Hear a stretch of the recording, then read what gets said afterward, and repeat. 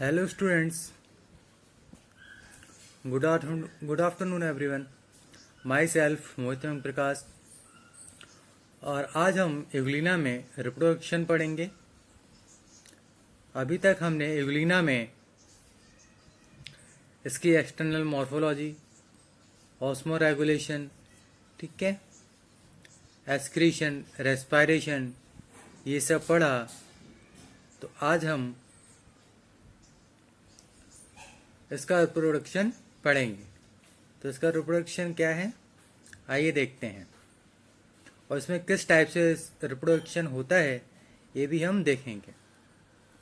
एवुलिना में लैंगिक जलन का यानी सेक्सुअल रिप्रोडक्शन का कोई प्रमाण नहीं मिलता है। यह बाइनरी फिजन, मल्टीपल फिजन तथा इंसेस्टमेंट द्वारा एसेक्सुअल रिप्रोडक्शन या अलैंगिक जनन करता है।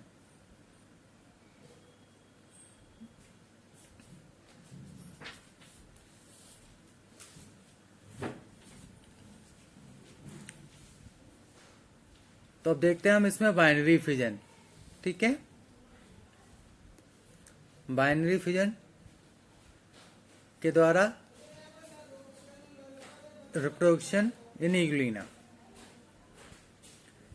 तो एवुलिना में ट्रांसवर्स बाइनरी फिजन नहीं होता है,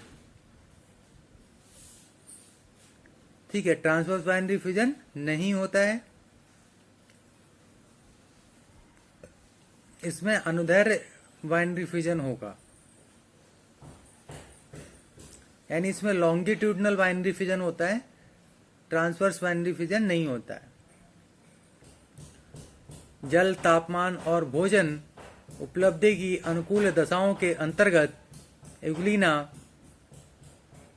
सरल यानी सिंपल अनुदैर्ध्य लॉन्गिट्यूडनल बाइनरी फिजन द्वारा डिवाइड होता है या विभाजित होता है। इसका लॉन्गिट्यूडनल विभाजन सदैव सममितीय होता है यानी सिमेट्रिकल होता है, अर्थात विभाजन में बने दोनों डॉटर एवुलिना में से प्रत्येक अपने पहले पैतृक एवुलिना के समान होता है। यानी जो विभाजन के बाद दोनों डॉटर एवुलिना बनेंगे वो पेरेंट एवुलिना के समान ही होंगे।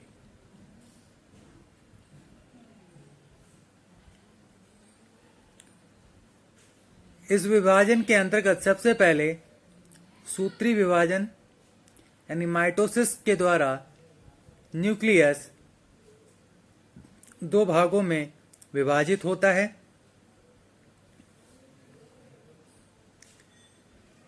फिर इसके तुरंत बाद साइटोप्लाज्म में विभाजन यानी साइटोकाइनेसिस होने से सेल का विभाजन हो जाता है।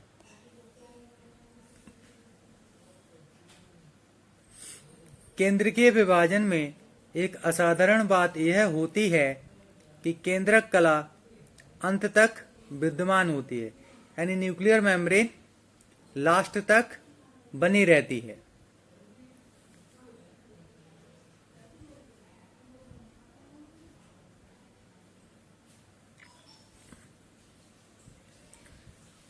प्रोफेज स्टेज में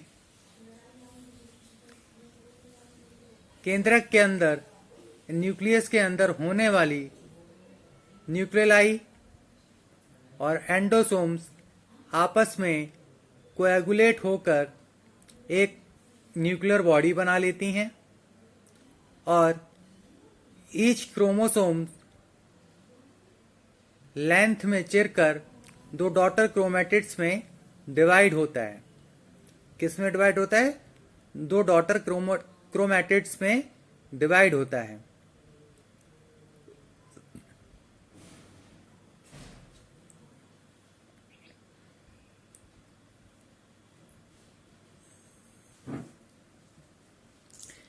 मेटाफेज स्टेज में युग्मित कोएगुलेट क्रोमैटिड्स एक लॉन्गिट्यूडनल बेस पर अरेंज हो जाते हैं न्यूक्लियस के अंदर माइक्रोट्यूब्यूल्स प्रेजेंट रहती हैं, परंतु स्पिंडल की फॉर्मेशन नहीं करती हैं, यानी इसमें स्पिंडल शेप नहीं बनती है।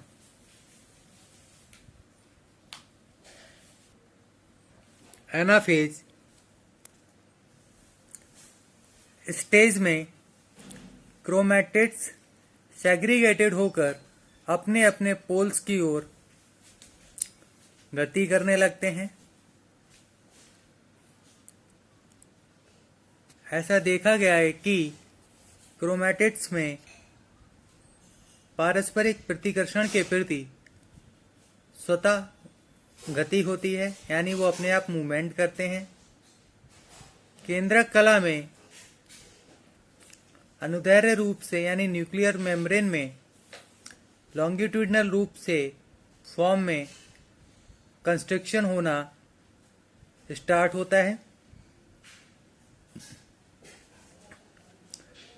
टीलोफेज स्टेज में न्यूक्लियर मेम्ब्रेन में कंस्ट्रक्शन और गहरा हो जाता है और लास्ट में एक केंद्रक एक न्यूक्लियस से दो डॉटर न्यूक्लियस बन जाती हैं।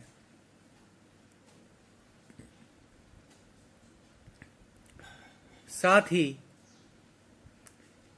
न्यूक्लियर बॉडी भी बीच में से चिरकर दो भागों में बंट जाती है और ये दोनों भाग अपनी अपनी ओर के डॉटर न्यूक्लियस में पहुंच जाते हैं। इसके पश्चात कोशिका द्रव्य विभाजन साइटोकाइनेसिस की प्रोसेस होती है।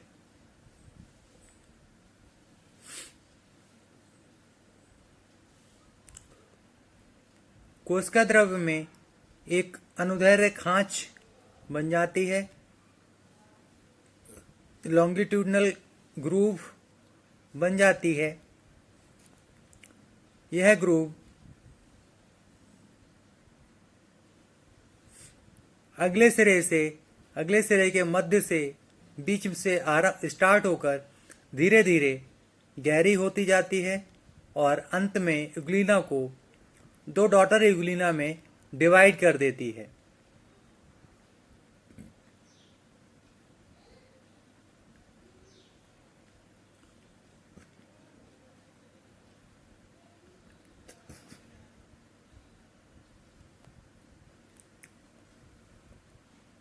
इसमें अगले सिरे के कोशिकांग जैसे ऑर्गेनेल्स जैसे रिजर्वायर, साइटोफेरिंक्स, साइटोस्टोम, फ्लैजिला, स्टिग्मा, ठीक है, इनको हम हिंदी में कहें तो रिजर्वायर आशय, साइटोफेरिंक्स कोशिका ग्रसनी, ठीक है, साइटोस्टोम कोशिका मुख, फ्लैजिला कसाव, द्रगबिंदु स्टिग्मा एवं संकुचनशील रिक्तिका कॉन्ट्रैक्टाइल वैक्यूल का एक नया समुच्चय सेट बन जाने पर ये दोहरे हो जाते हैं, यानी इनका एक सेट बनने पर ये डबल हो जाते हैं। फिर भी फ्लैजिलाओं का यानी कसावों का एक नया सेट उन नवनिर्मित बेसल बॉडी से ही निकलता है जो पुरानी बेसल बॉडी के क्षेत्र में ही प्रकट होती हैं।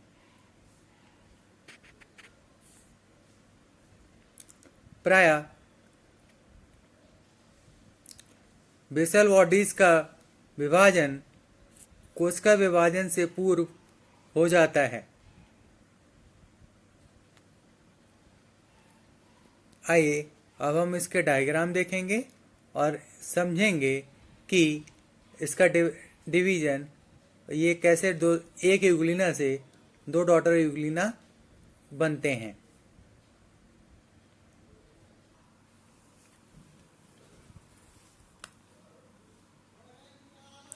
देखिए, ए इसकी इंटरफेज स्टेज है, A B C D E, ये हमने इसको 5 स्टेज में डिवाइड किया है।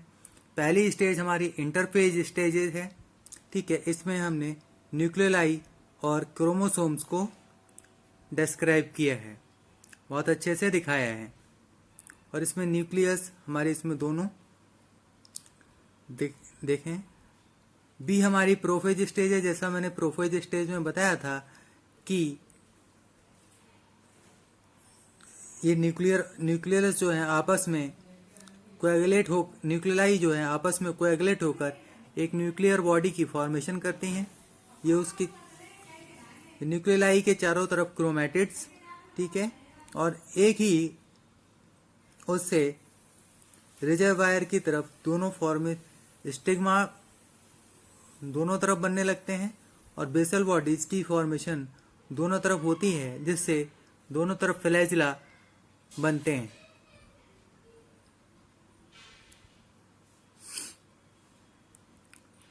और इसमें मेटाफेज स्टेज में, ये हमारी मेटाफेज स्टेज है। मेटाफेज स्टेज में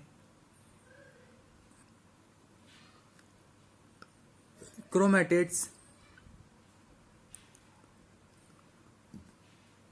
लॉन्गिट्यूडनल फॉर्म में अरेंज हो जाते हैं और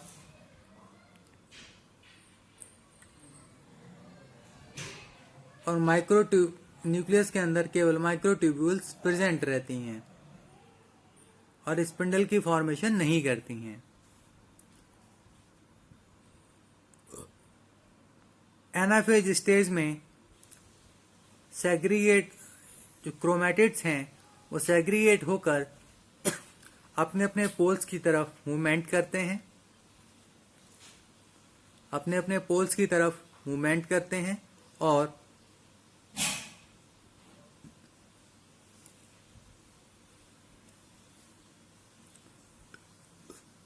इसमें